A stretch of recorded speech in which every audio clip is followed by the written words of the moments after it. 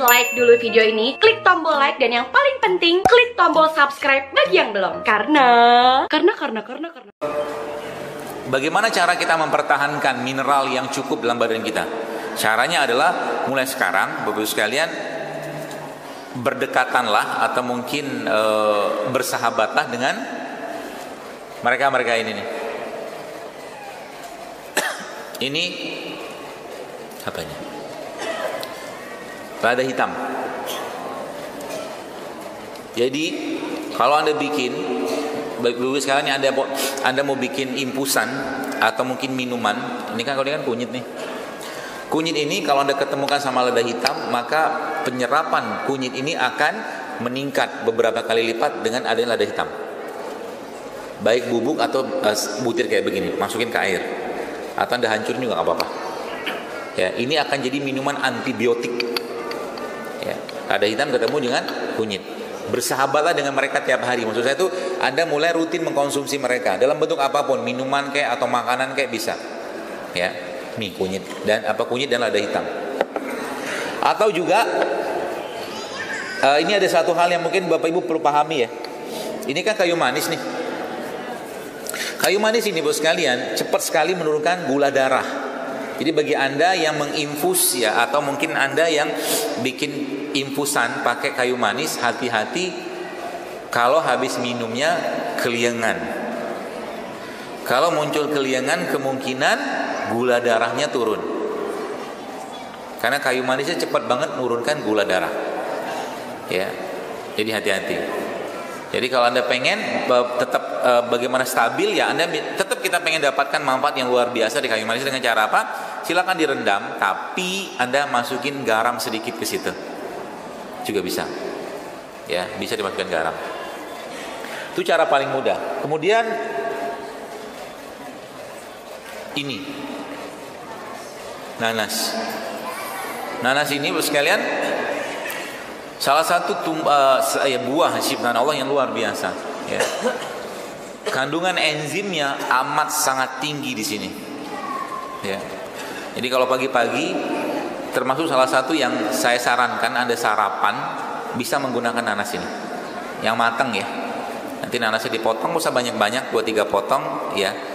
Ya potongan seperti ini gitu kan, lalu Anda potong-potong lagi sehingga bentuk-bentuk dadu gitu, kasih sedikit madu, kasih sedikit garam, cabai boleh sedikit, timun jadi rujak namanya.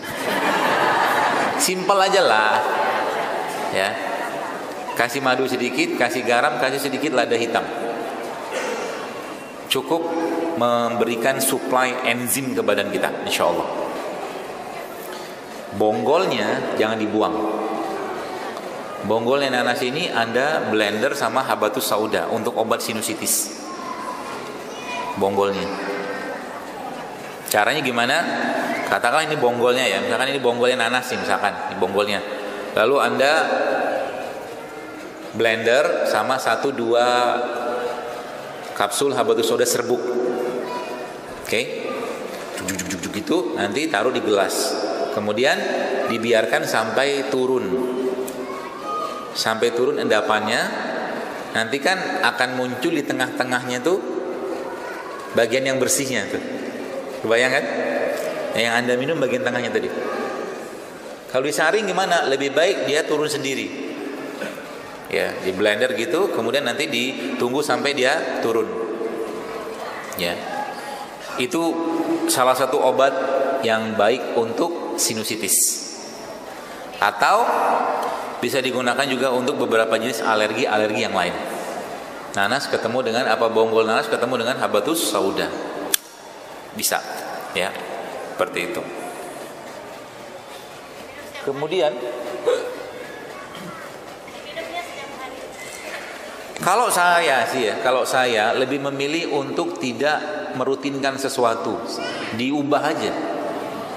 Kalau saya sih ya, hari ini Anda minum jeruk nipis sama madu sama garam, besok jahe, besok serai, diubah aja tiap hari.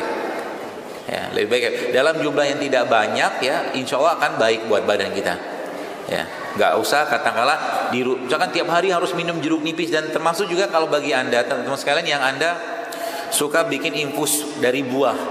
Infusan dari buah itu cepat sekali juga menurunkan tensi. Jadi habis minum infusan dari buah, lalu tiba-tiba badannya keliengan, stop dulu, karena bisa jadi darahnya turun. Oke, kalau darah sudah turun, apa yang harus Anda kerjakan? Anda langsung minum air madu sama garam. Ya, jadi nanti ya jamaah-jamaahnya Zaidul Akbar ini di tasnya itu ada madu sama garam. Lagi pusing, ambil garam, tempel di bawah lidah. Ya garam Himalaya atau garam gunung lokal juga ada. Jangan garam dapur ya. Ya. Seperti itu. Termasuk juga salah satu minuman stamina ya. Kalau mau nyobain nanti bisa tuh menggunakan madu sama garam. Ya, garam itu banyak-banyak, sejumlah sendok aja, sedikit aja. Ya, kasih madu nanti. Dan ditaruh di bawah lidah. Kalau lagi pas lagi kita lagi kurang tenaga, kurang madu yang agak kental letakkan di bawah lidah. Ulangi terus menerus. Dia akan terserap dan tubuh kita akan cepat berenerginya, bertenaganya, seperti itu.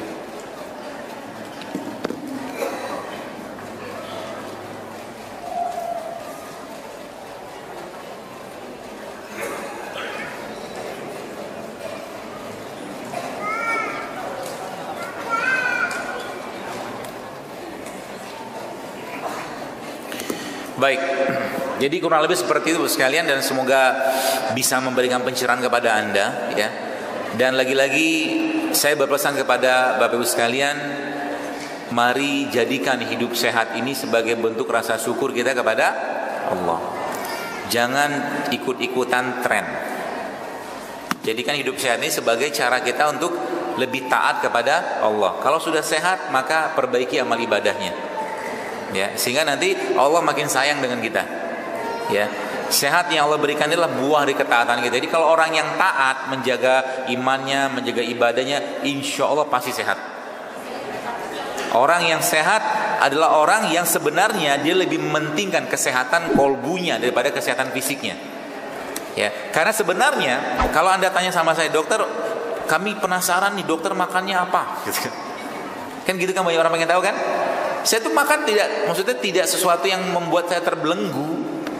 Ada makanan makan, nggak ada makanan ya puasa. Puasa maksudnya nggak perlu ribet dalam urusan makanan, tapi tetap milih yang sehat. Jadi misalkan nih di depan saya Anda sajikan bolu-bolu kue-kue yang banyak gulanya misalkan. Terus Anda sajikan di depan saya itu misalkan ada ubi rebus, singkong rebus atau mungkin pisang rebus. Saya akan pilih yang ini gitu loh. Kalau ada, kalau dua-duanya nggak ada ya sudah, minum airnya cukup. Nggak usah ribet dalam urusan makanan gitu loh. Ya, tapi pilih makanan yang sehat. Karena apa? Sayang badan kita, Bapak sekalian. Ya, cintailah tubuh kita ini, cintailah badan kita ini, sehingga apa? Sehingga nanti tidak banyak masalah gara-gara nafsu kita yang kita terlalu umbar. Ya, dan Allah menyiapkan sarana prasarana. Anda bayangkan kalau kita lihat bagaimana Indonesia ini.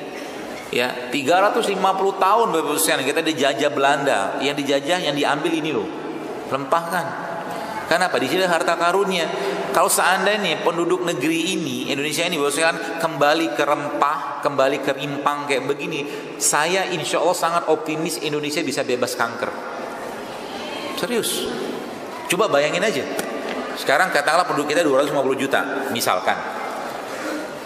Muslimnya katakanlah 200 juta misalkan lah, saya nggak tahu data detailnya. Itu kita sekarang mulai membiasakan untuk puasa Senin Kamis, puasa Ayyamul Bid, bangun malam, tahajud, duha, puasa segala macam. Kurang sehat apa kita? Makannya kayak begini-gini. Pasti hilang penyakit. Nggak mau makan yang aneh-aneh. Ya, kita lebih menyayangi iman kita. Kenapa? Iman kita itu bisa turun kalau kebanyakan makan.